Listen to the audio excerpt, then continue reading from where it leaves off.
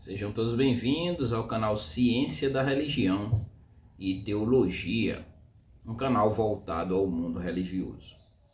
E no vídeo de hoje nós vamos fazer uma análise de quando nós estudamos as religiões, nós estudamos livros sagrados. Nesse caso, a Bíblia, né? A Bíblia é o livro sagrado para o cristianismo, né? É o livro considerado pelos cristãos como inspirado e também inerrante, né? Infalível para o seu propósito. Tem alguns vídeos também aí na temática bibliologia, você vê aí, e eu falo sobre os detalhes da Bíblia. Vários detalhes com referência à sua formação, como ela está dividido, livros históricos, poéticos, né? Evangelhos, livros proféticos, maiores, menores. Então tem uma playlist aí sobre a Bíblia, né? Vários vídeos sobre a Bíblia. Aqui nós vamos expor um texto que se encontra, onde eu vou fazer uma introdução ao Evangelho de Marcos. Vou fazer o próximo vídeo, vou fazer uma introdução a esse Evangelho e vou falar todo sobre o Evangelho, né? Quem o escreveu, e trazer um detalhamento sobre esse evangelho, né? Os destinatários, para que a gente aprofunde um pouco, porque eu estou explorando esse evangelho e eu comecei, na verdade, pelo capítulo 10, né? E expus todo o capítulo 10, dividido em 4 partes, e retornei para o capítulo 1. E no capítulo 1 eu expus do versículo 1 até o versículo 8, né, onde eu falei sobre João Batista, né, e a sua pregação. E nesse vídeo em específico, a gente vai falar exclusivamente sobre 3 versículos. Vamos explorar, na verdade, 3 versículos, que é o versículo 9 até o versículo 11. Depois a gente explora do versículo 12, o versículo 12 e o versículo 13, para depois dar sequência, e no fim a gente vai explorar todo o capítulo primeiro, e vamos dando sequência com algumas interrupções assim, que eu dou uma pausa e gravo algum vídeo do qual em algum momento seja relevante em alguma situação do qual me deparei. Aí eu vou e gravo, aí dou uma pausa. Mas hoje nós vamos trazer aqui uma abordagem desses 3 versículos do primeiro capítulo de Marcos, que é o versículo 9, 10 e 11, que ele também tem nos evangelhos sinóticos, né? Os evangelhos sinóticos, Mateus e Lucas, né? Nós vamos fazer, quando eu estou fazendo as exposições, a partir do próprio texto do livro do livro que o texto está escrito, por mais que ele tenha uma similaridade em outros livros, como no caso Marcos, como no caso Mateus, nesse caso aqui o capítulo 3, versículo 13 ao 17, e Lucas no capítulo 3 e o versículo 21 e o versículo 22. O título aqui é o batismo de Jesus. Então a gente vai explorar a partir desses versículos. A gente vai fazendo a exposição e trazendo numa linguagem simples para que vocês todos entendam. Eu quero fazer referência aqui a uma obra, né, de Warren W. Wiersbe, é um comentário expositivo, né, até anterior ao do Hernandes, que é um dos comentários hoje brasileiros mais vendidos e um dos comentários hoje renomados, podemos dizer assim, que é o do Warren W. Wiersbe, em 6 volumes, e esse aqui é o primeiro volume do Novo Testamento. Eu recomendo para vocês. Eu acho que tem uma versão condensada que são em 2 volumes só. Eu não tenho certeza, mas eu acho que tem. Então, esse aqui, ele vai... é o primeiro e vai... Quero acreditar que ele pega todos os evangelhos. Deixa eu só confirmar aqui. Isso, ele pega todos os evangelhos, ele vai de Mateus até ele passa dos evangelhos, ele vai de Mateus a Gálatas, e é um comentário expositivo, né? Eu utilizo bastante ele, apesar que assim, se você gosta de estudar a Bíblia, eu não recomendo que você adquira comentários de papel, porque para você estudar é melhor que você use num tablet, né? De preferência comprar os e-books, né? Porque aí você dá os direitos autorais aos autores ou aqueles nos quais se beneficiam, né? Da obra. Mas eu uso em PDF. Os comentários. Também porque minha biblioteca ela já tá a biblioteca já está quase cheia, só tem um espaçozinho e eu ainda tenho umas obras para trazer que está na casa da minha irmã. Tendo dito isso e tendo feito todas essas observações, vamos para o texto. Vamos para o texto, esses 3 versículos que trata sobre o batismo de Jesus. Primeira coisa que nós devemos entender aqui é que o batismo de Jesus ele é um ponto crucial, né, nos evangelhos. Nós vamos entender por quê, né?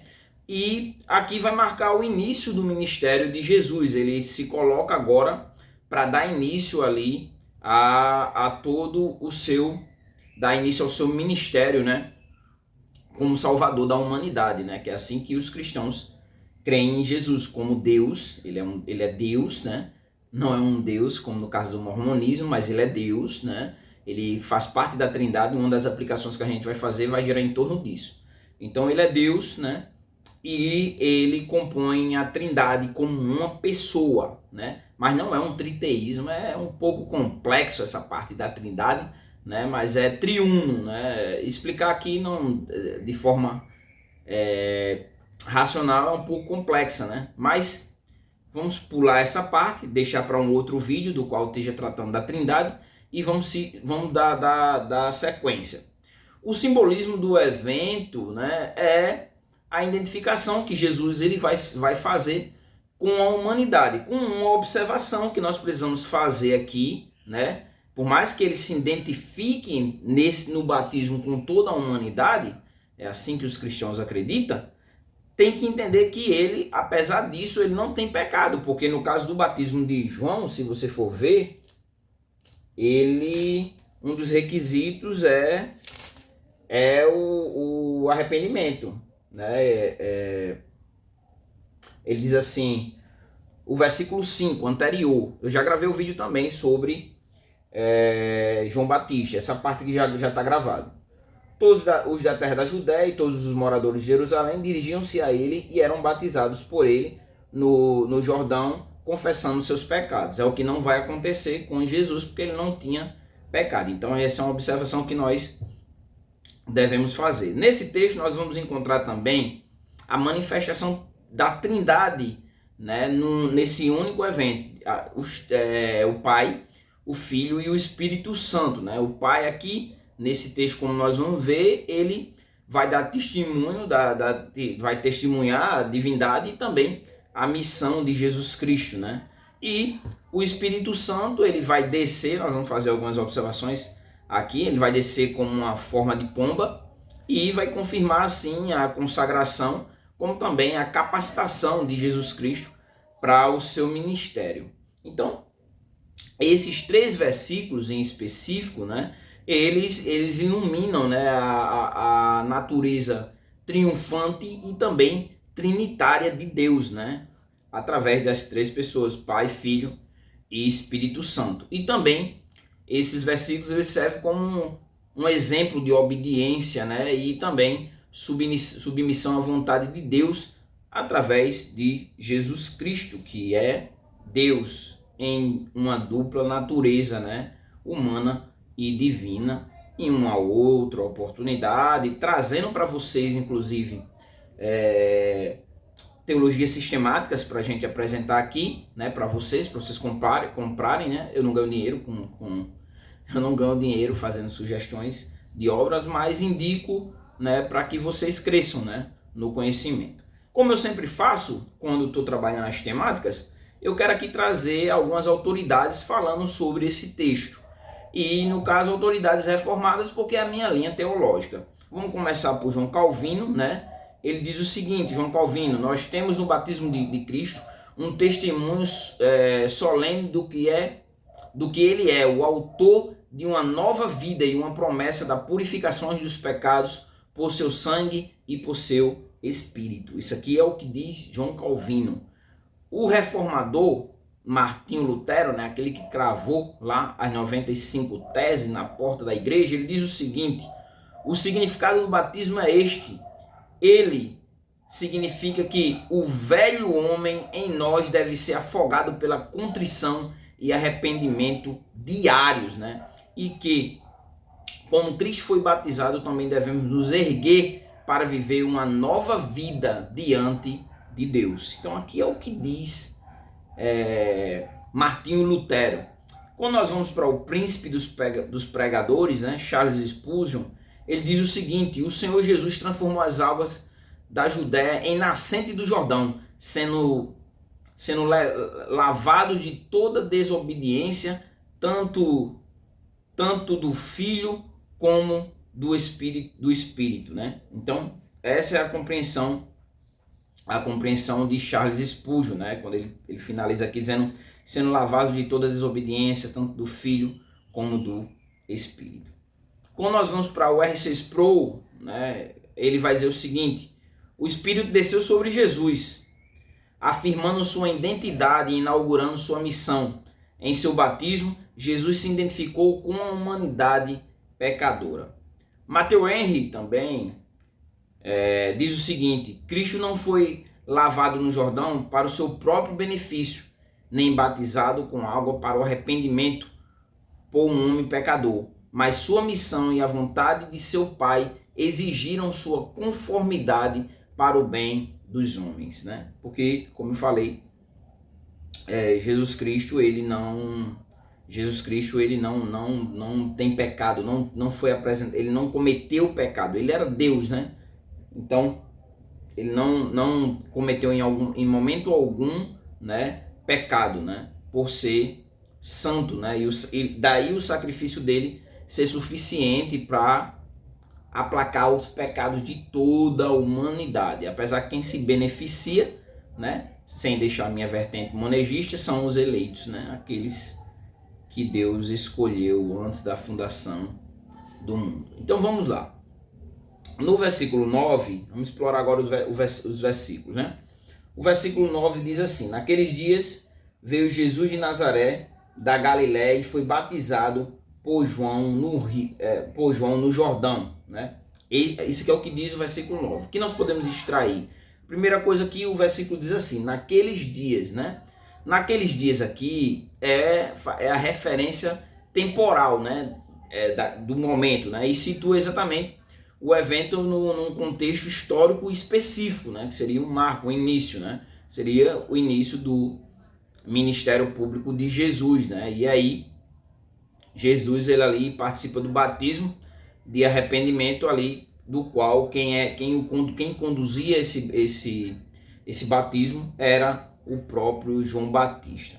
E o texto aqui ainda traz um detalhe, né? Então, naqueles dias, diz assim: naquele dia veio Jesus de Nazaré, né, da Galiléia, que é outro ponto também que a gente precisa observar, né?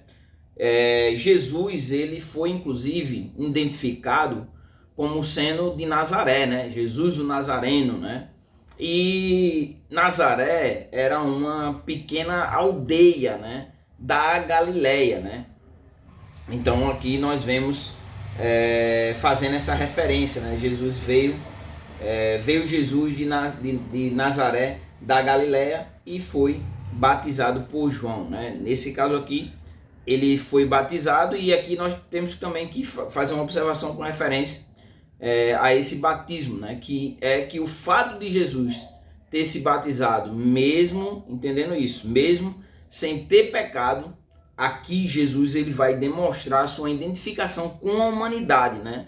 E sua solidariedade com o pecador, né? Não com o pecado, mas para com o pecador, né? O texto aqui também identifica aquele que batizou Jesus, que foi João, né? João, ele foi o último profeta do Antigo Testamento, né? E aí nós podemos também gravar um vídeo só sobre isso, sobre existe profeta nos dias de hoje, qual a distinção dos profetas dos dias de hoje para os profetas bíblicos, como o movimento pentecostal e neopentecostal considera essa temática, como os reformados consideram, porque cristianismo o cristianismo não segue uma única linha de pensamento, né?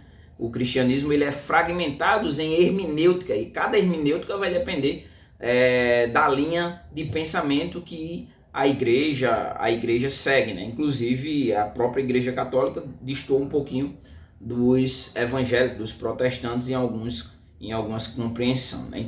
Em algumas compreensões. Então João Batista ele foi o último profeta do Antigo Testamento, né? E foi o precursor de Jesus. A ideia é que João Batista, né? Ele preparou o caminho para a chegada de Jesus. Ele foi um arauto ali, né? Conduzindo o povo, o coração das pessoas para a chegada de Jesus. E aqui se dá a chegada de Jesus. O final do versículo ainda nós podemos observar o local que Jesus foi batizado, né? Por João no Jordão, né? E aqui nós podemos observar o seguinte, né? O Jordão, né? Ele tem um grande significado para a história de Israel, né? Afinal de contas, os israelitas cruzaram ali, né? Cruzaram o Jordão para entrar na Terra Prometida, né? Na Terra Prometida. E aqui o batismo de Jesus, né? No Jordão simboliza exatamente uma nova era, não como no caso para entrar na Terra Prometida, né? Mas agora para que as pessoas, através de Cristo, através da sua morte vicária, tivessem agora acesso ao reino de Deus, entrassem no reino de Deus, né? No verso 10, aqui, o que nós podemos destacar de mais importante, poderemos dizer assim, é a descida do Espírito Santo sobre Jesus. O versículo 10 diz assim: e logo que saiu da água, nesse caso, Jesus, aí também aqui tem um debate, né? Tem um ponto se o batismo praticado pela Igreja Católica por aspersão e também pela Igreja Presbiteriana por aspersão, se é válido, se não é válido, né? Já que aqui Jesus sai da água, então a ideia é que ele estava no local, e aí vem a ideia do batismo, se por imersão ou por aspersão, né? Uma vez um pastor, meu amigo, disse que dependendo da situação batizava até com areia, né? Então assim, a Bíblia ela é repleta de situações dos quais se levantam questionamentos, né? No entanto, aqui diz que ele saiu da água, né? Então dá a ideia que ele estava, para ele ser batizado, ele entrou dentro da água, né? Então aqui o versículo 10 vai dizer quando ele ia saindo ali, né? Quando ele ia saindo da água, Jesus viu os céus se abrirem e o Espírito descendo como pomba sobre ele, né? Então aqui a primeira coisa que nós devemos ver é com referência que ele sai, o evento se dá ali quando ele sai da água, né? Saindo ali da água, e Jesus viu os céus se abrirem, né? Os céus aqui se abrindo significa exatamente a manifestação direta de Deus ali para aqueles que estavam naquele lugar, né? Então aqui nós temos uma visão celestial, né? E nesse caso aqui indica exatamente a natureza especial do evento, onde nós vamos ter a presença trinitária, né? Nesse evento, e também a comunhão trinitária, né? Como a divindade triuna, né? Eles têm a comunhão que existe entre eles, né? Nesse caso aqui do Espírito Santo. E o texto diz assim ainda, a continuação: e o Espírito, né, descendo como pomba sobre ele, né? Então aqui nós temos que a descida do Espírito Santo aqui, né, em forma de pomba, né? Que nesse caso aqui alguns fazem a interpretação como pureza, né? E também paz, inclusive a pomba da paz, né? As pessoas tratam assim alguns eventos, né? Onde tem guerra, as pessoas soltam as pombas e elas saem voando, né? Então a pomba também, né? Ela também associada ao Espírito Santo, né? Como o azeite, a unção, né? Então aqui nesse caso aqui, da mesma forma, a pomba é frequentemente associada ao Espírito Santo, e isso devido a este evento, né? O significado, então, é que foi um sinal aqui visível, né, para Jesus e para aqueles presentes, né, porque a gente ainda vai ter a terceira parte, que vai ser no versículo 11, que vai entrar agora a primeira pessoa da Trindade, que é o Pai, que é Deus, né? Então, aqui é um sinal visível, né, para Jesus e para aqueles presentes, né, de que ele é filho de Deus, né, e que estava ali sendo ungido quando ele desse continuidade exatamente para a sua missão. E aí nós chegamos ao versículo 11, né, que diz assim: e uma voz disse, uma voz disse dos céus: tu és meu filho amado, em ti me agrado, né? Então aqui nós temos a voz, se o texto diz, né, tu és meu filho, logo é o Pai, né, que é o próprio Deus, né? O versículo, vamos destrinchando aqui o versículo, né? E ele diz assim: então veio uma voz dos céus, né? Nós já temos a origem de onde se procedeu a voz. Não foi uma voz da lateral, não foi uma voz humana, né? Mas ao contrário, a origem da voz é uma origem celestial, né? E nesse caso aqui, né, sublinha exatamente a autenticidade, né, e a autoridade divina. É o próprio Deus aqui falando, né? E quando a gente estuda as religiões, a gente tem uma palavrinha que se chama teofania, que é exatamente a manifestação, né? E aqui nós temos exatamente uma teofania, né, que é um evento teofânico, né, e onde Deus ele se manifesta de maneira não visível na pomba, através do Espírito Santo, segunda pessoa, terceira pessoa da Trindade, e audível porque o próprio Deus ele traz a sua voz, né? Aqui também é possível também a gente refletir, né, dentro do cristianismo também, né, se é exatamente possível isso acontecer hoje, porque as pessoas dizem: eu ouvi a voz de Deus, Deus falou comigo, né? Deus está me dizendo isso, para te dizer isso, né? Então aqui nós podemos fazer essas indagações, né? Aqueles profetas que se dizem profetas, tá? Que dizem que está ouvindo a voz do próprio Deus, Deus está mandando te dizer isso, Deus está mandando te dizer aquilo, né? Então é possível? Não é possível, né? Dentro do cristianismo pentecostal e neopentecostal se comunga muito desse pensamento dentro do lado histórico, mas a Bíblia é que Deus fala com você através do livro sagrado. Nesse caso aqui, como é cristianismo, é a Bíblia, né? Se fosse judaísmo era a Torá, se fosse islamismo era o Alcorão, né? Se fosse espiritismo era o Pentateuco Espírita, as obras de Kardec, e assim sucessivamente. Cada religião tem a sua forma, a sua mitologia, né? Que é a narrativa religiosa, os textos, né? Ou narrativas orais, míticas, né? Que seriam o texto, mas não de forma escrita, mas de forma oral, passado de antepassado para antepassado, né? De geração a geração, poderíamos dizer assim. E o texto ainda diz o seguinte, né? Uma voz diz dos céus: tu és meu filho amado. O finalzinho diz, aqui ele diz, né? Tu és, eu vou deixar a última parte. Vamos pegar essa parte aqui. Tu és meu filho amado. Aqui nós temos exatamente uma afirmação direta da filiação divina de Jesus, né? O próprio Deus disse: você é meu filho amado, né? E aí Deus declara publicamente ali a identidade de Jesus como seu filho, e confirmando ali sua natureza única, né? Dual, que depois eu vou fazer um vídeo sobre isso, né? Humana, 100% homem, 100% Deus, né? Então dual e especial, poderíamos dizer assim, né? Então aqui nós temos exatamente a confirmação da natureza única e especial de Jesus. Uma observação que nós podemos fazer aqui, né, é que esse título ele reforça uma conexão íntima, né, e também eterna entre Jesus e o Pai, e também o Espírito Santo, como nós vimos que ele desce ali sobre Jesus, né? o espírito em forma de pomba, né? Como o texto diz aqui, o versículo 10 antes, né? E o espírito descendo como pomba sobre ele. Aqui, a última parte do versículo, ainda nós podemos fazer umas observações, né? O texto diz assim, a última parte do versículo diz: em ti me agrado. E aqui nós temos, aqui expressa, né, exatamente a aprovação, né, o prazer, o deleite, né, de Deus em Jesus Cristo, né? Em ti me agrado, né? Indicando aqui exatamente uma relação de carinho e também profunda satisfação de Deus com a obediência, né, e o caráter do seu Filho Jesus Cristo, né?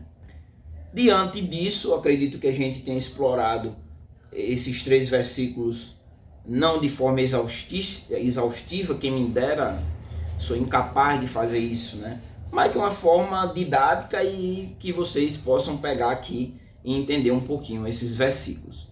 Diante disso, nós podemos tirar também algumas lições, aplicações, para que nós possamos trazer para nossas vidas, para o nosso cotidiano e principalmente para a vida cristã. A primeira dela é com referência à obediência e submissão, né? Que nós devemos olhar para Jesus aqui, né? Olhar para Jesus nesse texto, né? E seguir exatamente o exemplo de Jesus de obediência à vontade de Deus, né? E também, e mesmo quando não é confortável ou fácil, nesse caso aqui, Jesus ele veio, né, para obedecer, para fazer a vontade do Pai, né? No entanto, indo morrer pela humanidade, né? Indo ser humilhado, né? O seu estado de humilhação ali até levar a sua morte vicária, que vai levar ao seu estado de exaltação. Então também que nós possamos, né, procurar a fazer a vontade de Deus, mesmo quando, e muitas vezes isso é muito difícil, quando não é confortável ou mesmo fácil para nossas vidas.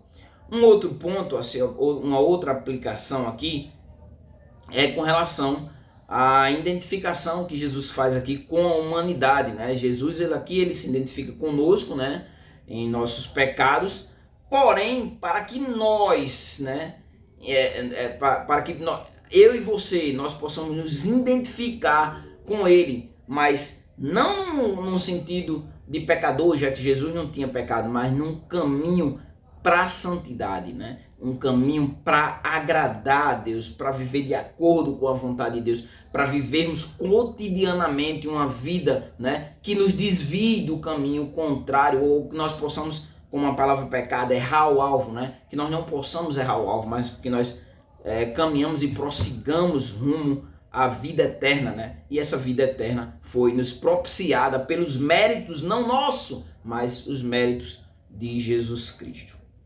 A terceira aplicação, aqui não muito importante também, não menos importante do que as duas anteriores, né? É com referência à dependência do Espírito Santo, né? O cristão ele deve reconhecer exatamente a necessidade do Espírito Santo, e isso, observe só, em nossas vidas para, primeiro, capacitação. O Espírito Santo nos capacita, né, para que nós realizemos a obra de Deus e para que nós propagamos tão grande salvação alcançada através do nosso através do Salvador, através do próprio Jesus entregando a sua vida e planejada por Deus, né, e hoje aplicada em nossas vidas, como nós vamos ver aqui no finalzinho, na última aplicação, através do Espírito Santo. Então, como também nós necessitamos do Espírito Santo para que nos conduza na direção correta, né? Já que muitas vezes nós temos esse dualismo entre espírito e carne, né? A nossa natureza pecaminosa sempre quer inclinar para um caminho diferente do centro da vontade de Deus, e o Espírito Santo vai nos conduzir em direção exatamente contrária, exatamente em direção a Deus, né? A glorificação, a glorificar o nome de Deus e nos prepararmos para a vida eterna.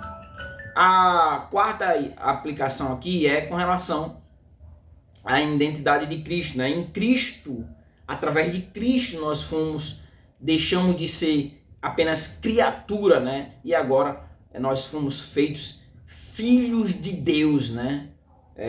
Efésios diz assim: ele nos vivificou, estando nós mortos em nossos delitos e pecado. Então, em Cristo nós fomos feitos, né, através da Trindade Santa, né, filhos de Deus, né, e devemos viver exatamente de acordo com essa nova natureza, não uma natureza pecaminosa, mas uma natureza, né, do qual o próprio Espírito Santo de Deus habita em nossas vidas, para nos conduzir exatamente para uma vida que agrade a Deus, já que antes seria impossível que nós tivéssemos uma vida que agradasse a Deus. É impossível, né? E nós devemos fazer essa reflexão cotidianamente, né? Inclusive nos arrependendo de nossos pecados, para que nós possamos caminhar sempre para a santidade. A última aplicação, eu deixei aqui por último, né? Eu considero não mais importante, mas também importante diante das outras, que é uma consciência trinitária, né? Já que muitos negam a Trindade e a Trindade já foi alvo de várias heresias, né? Como o triteísmo, são 3 deuses, né? E nós não somos politeístas, né? Nós não acreditamos em vários deuses, nós acreditamos em um único Deus. O cristianismo é monoteísta, não politeísta. Politeísta, vários deuses, né? E também não somos panteístas, né? Então, assim, nós somos monoteístas. No entanto, nós temos que ter essa consciência trinitária. Não é tão fácil falar sobre a Trindade no sentido de uma explicação racional. Já tentaram fazer isso através do Sol, né? O Sol, a luz, o calor, a laranja, a casca, o bagre, os caroços. Já tentaram de várias formas. Eu não vou tentar fazer isso, né? Mas eu quero que você tenha uma consciência trinitária a partir do papel de cada um, né? Deus ele é o arquiteto, né? Deus ele planejou a nossa salvação, né? E Deus ele nos trata como filhos, né? Agora filhos por adoção, não mais criaturas, né? Mas agora nós podemos deixar de ser criaturas e passarmos a ser filhos de Deus, né? Jesus Cristo, quando nós vamos para Jesus Cristo, segunda pessoa da Trindade, né? Jesus ele pagou as nossas dívidas, né? E fazendo isso, morrendo ali por nossos pecados, né? E se tornando hoje também, uma outra observação, é o nosso intermediador e advogado diante de Deus. A terceira pessoa da Trindade, diante aqui desse texto que aborda ela, é o Espírito Santo, né? E o Espírito Santo, ele aplica as palavras de Cristo em nossas vidas, né? Nos faz lembrar, né? Nos guia também, né? Nos conduz para o centro da vontade de Deus, né? Através da palavra de Deus, né? E também o Espírito Santo atua na vida dos pecadores, né? Convencendo ele dos seus pecados, né? E trazendo ele de volta para Deus através de uma nova vida, dando vida, né? Já que ele vos vivificou, estando vós mortos em vossos delitos e pecado, Efésios capítulo 2, versículo 1. E por fim também ainda o Espírito Santo ajuda os crentes no processo de santificação, né? E nós temos até o texto de Efésios ali, né? Com relação à nossa batalha espiritual, né? Nós lutamos, temos que fazer essa luta, porque quem domina quem nos domina, esse vai nos conduzir. Se o Espírito Santo ou se, né, a vida de pecado é uma vida que agrada ao inimigo de nossas almas, um dos dois vai nos dominar. Ou a nossa natureza carnal, pecaminosa, que vai nos inclinar sempre a nos distanciar de Deus. Essa é a função, né? A nossa natureza, ela vai nos distanciar de Deus, principalmente através do nosso ego, né? A nossa busca por glória, né? E o Espírito Santo vai nos conduzir a vivermos uma vida cada dia mais que agrade a Deus e nos conduzindo a uma vida de santidade, de amor a Deus acima de todas as coisas e ao próximo também como a si mesmo. Então, a gente encerra com essa última, a quinta aplicação, e através dessa consciência trinitária de Jesus, de Deus, né, de Jesus Cristo e do Espírito Santo. E eu trouxe só umas pinceladazinhas, né, da atuação de cada um em nossas vidas, do que fizeram por nós, né?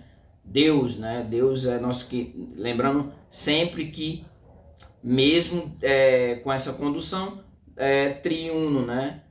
Depois a gente vai tentar aí trazer várias explicações de vários teólogos o que cada um diz sobre isso aí, sobre essa doutrina, né? Que é a doutrina da Trindade, né?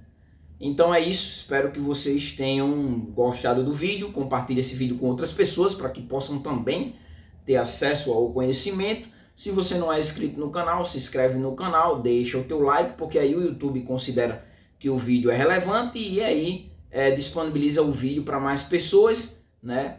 E deixa aí o seu comentário, né? Então é isso, espero que vocês tenham gostado do vídeo e no próximo vídeo a gente vai dar continuidade, acredito que é agora a parte da tentação, é isso mesmo, a tentação de Jesus no deserto, versículo 11 e versículo 13, né? Depois a gente vai abordar o chamado dos primeiros discípulos, e aí a gente vai abordando parte por parte, né? Você vê 35 minutos e apenas 3 versículos, então não dá para abordar tudo, porque senão acaba que o vídeo fica muito longo e vocês não assistem. É isso, que Deus possa abençoar a vida de vocês e até o próximo vídeo.